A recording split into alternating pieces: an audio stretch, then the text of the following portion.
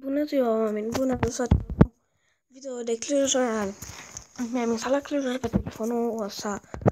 Am vrut să asta mai de mult, dar n-am avut spațiu.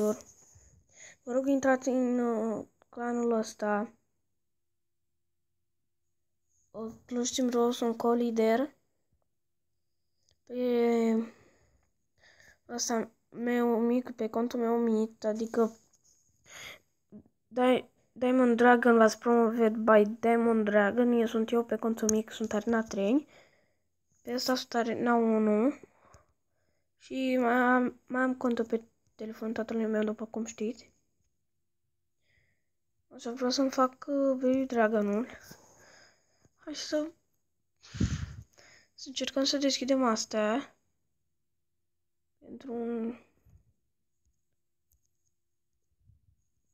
Hai să începem. Să deschidem astea. Un Goblin Hat. Mini PK, e bună.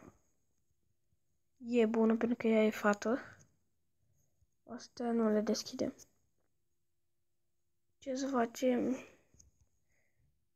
Nu avem ce să donăm. Pune să donez și n-am. Ce?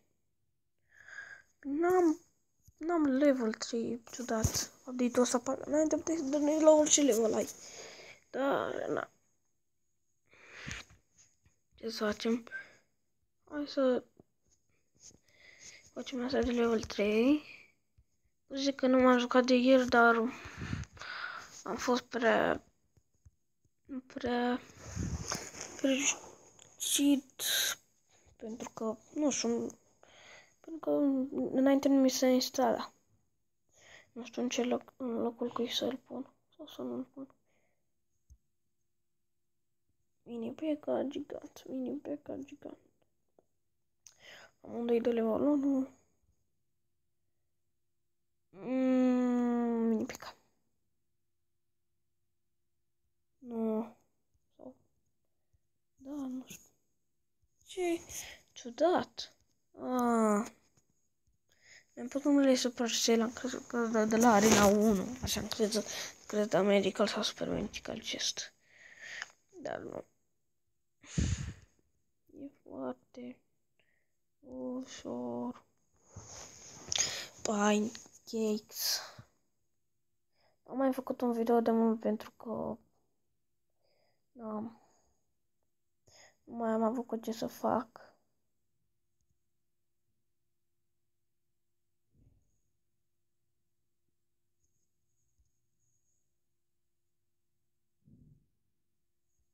Da, nu mai fac pentru că din asta.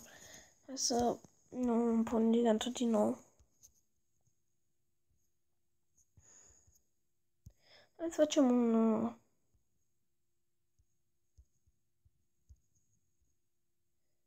2v2. În Cluj Team Row suntem puțin, dar vă rog să intrați.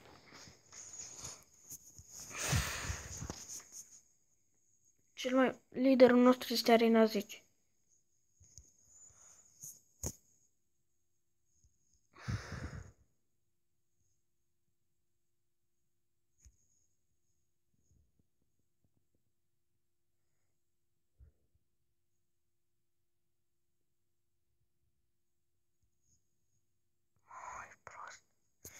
Bagă ăsta. Bă, ăștia de Arena 1 sunt cam nobleți și eu sunt în Arena 1, dar eu pe contul meu mare sunt Arena 5. Am fost Arena 6. A, da, am uitat să vă spun pe contul de pe telefonul tatălui meu. Am trecut Arena 6 iară și am elixir colector.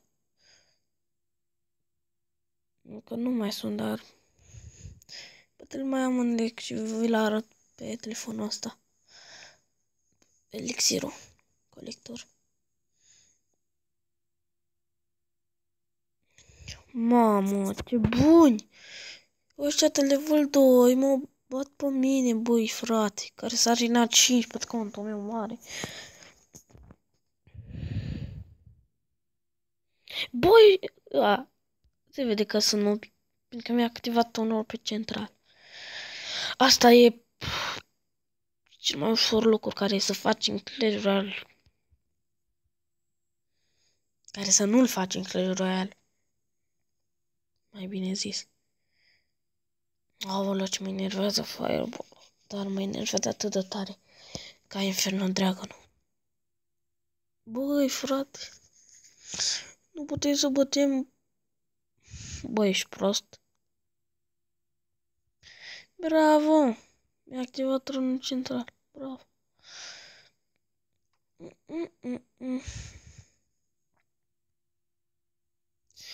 Pancakes. Niu.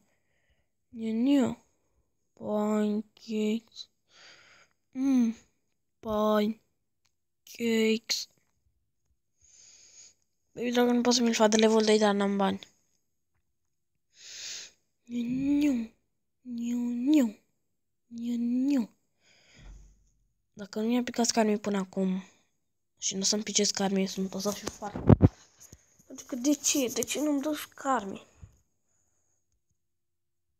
Nu ai făcut asta și nu mi-a plăcut că nu mi-a dat Skarmy.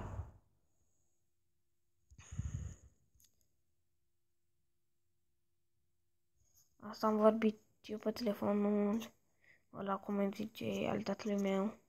Dacă mă credeți, uitați că eu sunt. Uitați. 1746 de profis și elixir colector, uitați. Vedeți?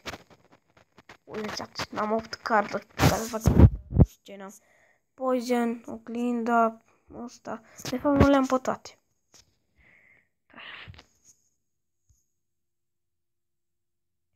Facem și un battle? Hai să facem și un battle. Nu cred că mai fac challenge. Pentru Clash o să continui seria. Pentru totdeauna. Îmi face la update-ul încă pot să intru la level 2 în clanuri. Era tare dacă la level 2 puteai să faci turnament. Era chiar boi. Era tare rău de tot. Cum să aude vocea mea de acum 7 minute m-am ferit. O fix când am pus eu bomberul. La fetele nu e imposibil să nu-i bați. Ce mă? Unde a pus fireball-ul din greșeală? Băi, m-am prostit de tot.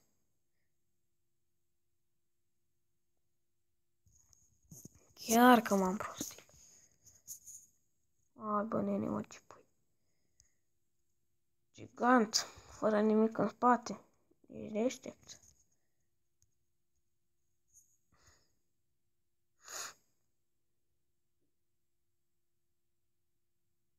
Ai, mă. Baby Dragon. Baby Dragon. Baby Dragon. Nu am făcut un video de mult și m-am spărat și pentru asta mi-am instalat la 0 trofee. Sau nu știu, cred că și tot la fel, nu știu. Dar poate, eu am pe contul mare am mai mult de 1200. Câte am, frate? 1400 de trofee. Chiar mai mult. Nu știu câte am, dar am multe, nu am 0 trofee. După asta ne zice că nebunui, n-am văzut când s-a făcut elixir. Ori 2.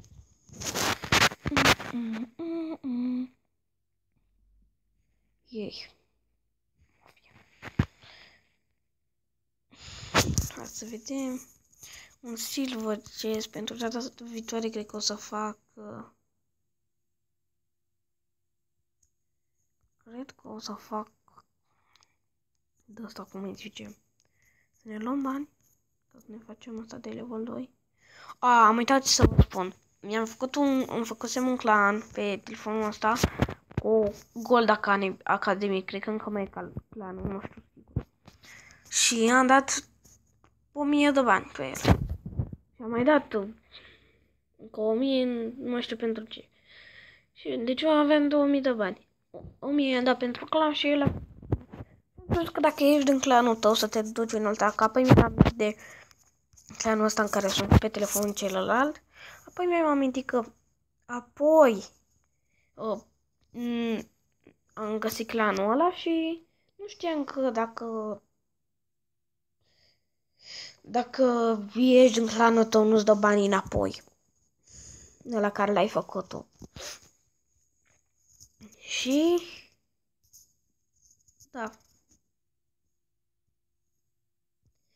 Mai vreau să fac ceva. Cred turnament. Dă 100 de gemuri, bine. Îmi plac asta care dă 100 de gemuri. Am avut asta care dă 100 de gemuri și am avut să intru într-un clan și atunci. Dă 100 de gemuri să intri într-un clan.